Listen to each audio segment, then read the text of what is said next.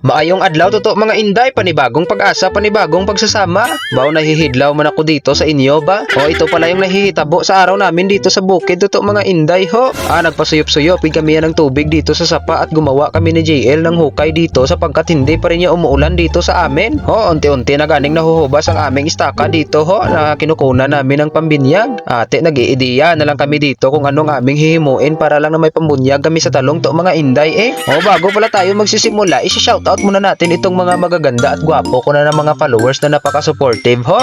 Shoutout pala kay Neil Galvez, kay Ilocana, shoutout din kay Netsuke Gregorio Gorion, kay Jose Andrade Buelba, kay Cutie Nava Sotasio, shoutout din kay Nick Galve, kay Sam A. Abraham, kay Eulalia Kuray Presga, shoutout din kay Jessa, kay Jeneline Pauliti Natividad, kay Albert Blanco, kay Bonifacio Makulog, shoutout din kay Rich B. Feca, kay Martin Orot, kay Joanna Tanyongon, and kay Sam Soberano Pagulong.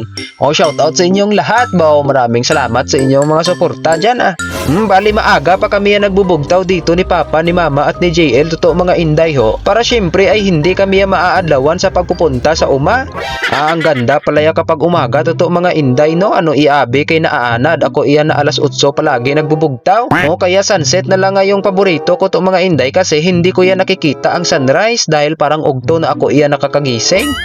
Dito pala sa daan namin papunta sa amon na bukid totoo mga inday ho. Makikita mo gidya dito ang perfect cone ng Bulkang Kanlaon sa malayo na ang gaganda gidya tingnan totoo mga inday. Nauna na pala kami dito ni JL sa pag-aabot dito sa bukid totoo mga inday at ang syempre ang una namin talaga yung nagagawin ay ang didiparahin ang mga haniban sugar plum piyam ko na iyan. Tapos pinainom na namin dito sa may tubig at pinatubog na namin dito sa may efficacent. Tapos papalalabasin ko na itong mga kamukha ko na ang niniwang na talaga dahil wala na yung mga damo dito sa paligid na ang naglalaya na talaga. Maya-maya pa dito totoo mga inday, tinignan na ni Mama na kunti na lang talaga ang tubig namin dito sa staka. Dahil hindi pa rin niya umuulan dito sa amin. Nagbabagtik na gani at nagmamala na ganing mga hilamon dito ho. Ngayon totoo mga inday, ang aming hihimuin dito ay magpapasuyop kami ng tubig dito sa sapa. Tapos itutughong namin doon sa may istaka para na may pangdilig kami sa tanim. Kaya dito na namin gin-set up totoo mga inday ang water pump nito ho. Nabo ang bubugat pala. Kapag dalawa lang kayo yung magbubuhat nito ay magsasakit gidang inyong likod sa paghahakwat. Sa mga nagtatanong pala dyan kung gaano ito kabigat, may bigat ito na parang katulad sa mararamdaman mo kung makita mo yung jowa mo na may ibang kadate noong February 14. Tapos gin-deny niya pa kaya nga hindi niya daw kakilala. Ate daw manglampos kagid na iya sa dahil sa sobrang bigat nito na parang tulad nito ng motoro na ang bibigat gidya. Kinuha ko na rin dito yung sanction tube to mga inday na hindi ako nakakasampot kung anong tawag dito. Tapos niladlad na rin namin dito to mga inday ni JL ang mga tinae ng motor. Maya-maya pa pinangdugtong na namin ang mga tinae niya sa kanyang ariputan at tinalian ng guma. Pasensyahan nyo na pala totoo mga inday ang mukha namin dito dahil hindi pa yan nakahilamos yan. Trabaho na yan agad. Bago natin ito papaandarin yung water pump totoo mga inday, isa-shoutout muna natin ulit itong mga magaganda at gwapo ko na ng mga followers. Shoutout pala kay Inla, kay Jolie Olivares at sa kanyang family dyan sa Moises Padilla at sa kay Kagawad Luis Juanites Olivares and sa family Alvarez dyan sa Barangay Tape. Pinapa-shoutout kayo ni Tita Jolie Olivares. Shoutout din kay Jaya Evangelista Pablo, kay Liang from Qatar and kay Jenny Campilianos, kay Kakampi Vlogs, kay Irene, shoutout din kay Jory Salarda, kay Fejen Flores, kay Mar Pedon at sa kanyang anak na si Joshua Villamor. Shoutout din kay Rosalie and kay Christine F. De Peña, kay May Yani. Shoutout sa inyong lahat. Maraming salamat sa inyong mga suporta. Bali sa pagpapaandar gali nitong motor to mga inday na ang bubugat nito, lalagyan mo muna ito ng tubig dito na iwan ko kung anong tawag dito sa part na ito. Pagkatapos ifo-full mo yung gasolinador niya. Yung nakita mo ba yung maliit niyan sa kilid na yan na ifo-full mo yan dahil gasolinador iyan. Tapos hahawakan mo yung choke niya na nasa kaliwa na kamay ni JL dyan na nasa sa ilalim yung makikita doon. Ngayon papaandarin mo ito sa pamamagitan ng pagpapaikot nitong may malaking bilogo at sa handle kanya maghahawak, hindi doon sa mga matatamis niyang salita na kaya umasa ka lang sa wala. Kapag nababatsagan mo na dito to mga inday na daw parang nakakabuylo at mag-aandar na siya, tsaka mo na bibitawan ang mga sandaling hindi mo na maibabalik pa ang mga kahapong nagdaan sapagkat wala ng pag-asa pang kayo ay magkabalikan dahil ayaw na niya talaga sa iyo. O noong umakyat na dito to mga inday ang tubig ho, niyaya kami ni mama dito na pumunta kami dito ho. Tapos ipapahukay niya palaya sa amin dito na nasa sa ubos-ubos lang ng maliit namin na bubon dito ho. Napuraw dito na yung nasasabi ko dito ho. O dito sa may bubon na ito, dito yung nakakonekta yung tubo papunta sa aming kubo na dito namin ginagamit yung tubig na nanggagaling dito. Puro dito na lang talaga ito ya totoo mga inday. At dahil malakas ang tuburan dito, kaya nag-aawas at maraming nagpupundong tubig dito ho. At sa ilalim dito tinutugba ng mga haniban sugar plum yam ko dito. Ate, ang plano ay ganito. Huhukayin daw namin dito para na kapag umaawas na yung tubig galing sa bubon ay dito yon mag-iimbak sa lalagyan na ito to mga inday. Tapos lalagyan namin ito ng tubo papunta sa malaking istaka namin dahil kapag mapupuno na dito, tsaka yung tubig niya ay papadaluyin na lang namin papunta doon sa malaking istaka at doon idudugang. Good idea naman pala itong napipinsaran ni mama totoo mga inday. Dahil parang nagsusurvival na kami dito sa tubig dito sa bukid to mga inday. Wala na kami ang mabubunyag. Mga ilang oras pa dito to mga inday ang lumipas bumalik na kami dito sa sapa. Kagbaw na ubos na pala ang tubig dito ho. Ang mga Taiwan gani kung nakikita nyo ay nagtalang-talang gidya talaga kung saan sila ya pupunta. Madami pang Taiwan gani dito to mga inday sa tubig na iyan ho, kaso hindi naman kami kumakain yan kaya pinapababayaan na lang namin dyan sila na mamuhay hanggang sa mamatay dahil hindi na makakasuyop ang motor dito totoo mga inday dahil ang kunti na lang ng tubig at mababaw na, pinatay na lang namin dito ang motor. Pagkatangali na dito to mga inday, syempre dahil mahirap lang kami, nagsugba-sugba na lang kami dito yan ng uga at siyang aming inuulam. Nagmamantiner na lang kami yan ng uga, pero minsan dahil sa kahirapan namin parang hindi na kami makakabili ng uga totoo mga inday kaya nagluluto na lang kami ng manok ngayon totoo mga inday, kinuha na namin ang pala dahil maghuhukay na kami yan ni GL to mga inday.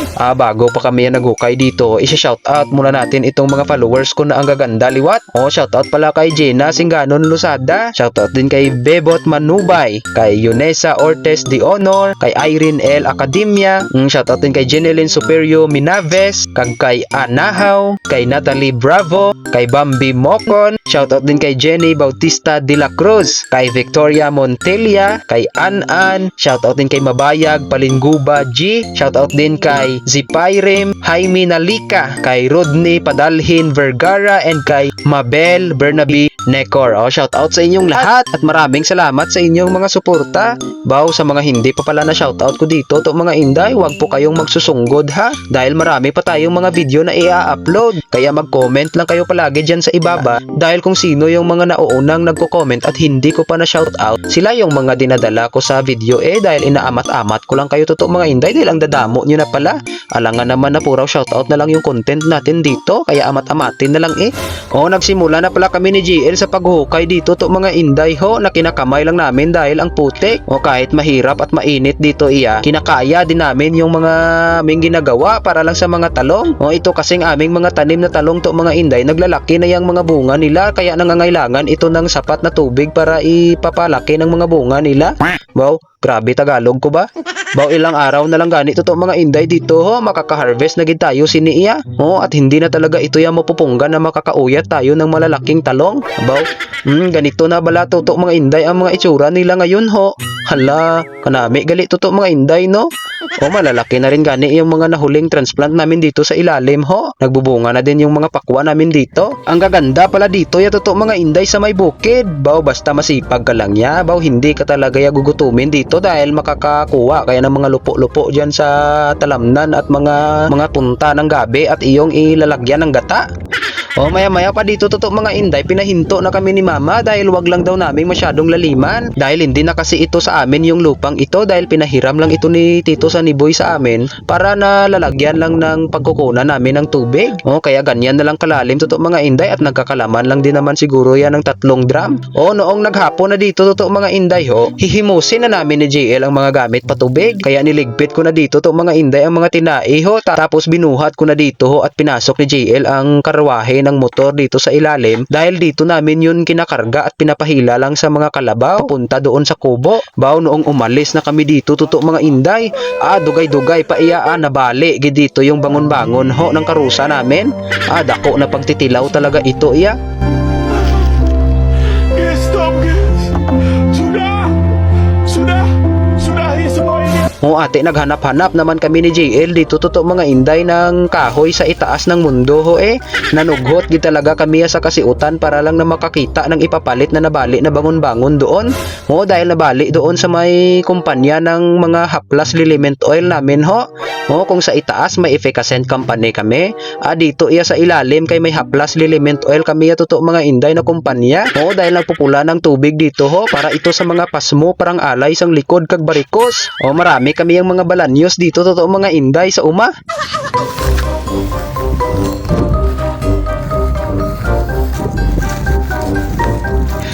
At dito na nga namin totoo mga inday hogin kayo ang karusa. Bao mas lalo kami ang nahahapunan dito ya. At noong natapos na namin karusa dito to mga inday, kinarga na namin yung liwat ang motor dito ho. Dito banda sa may haplas liliment oil namin na kumpanya. Salamat din dito dahil nakalampuwas gid man kami sa paghihirap na pagtitilaw. Kinabukasan totoo mga inday, ganito na yung itsura ng hukay namin kahapon ho. Nilagyan na namin ng tubo iyan na hanggang dito sa kubo namin. Tapos itong isa ho, nakakonekta ito ya sa maliit na tuburan.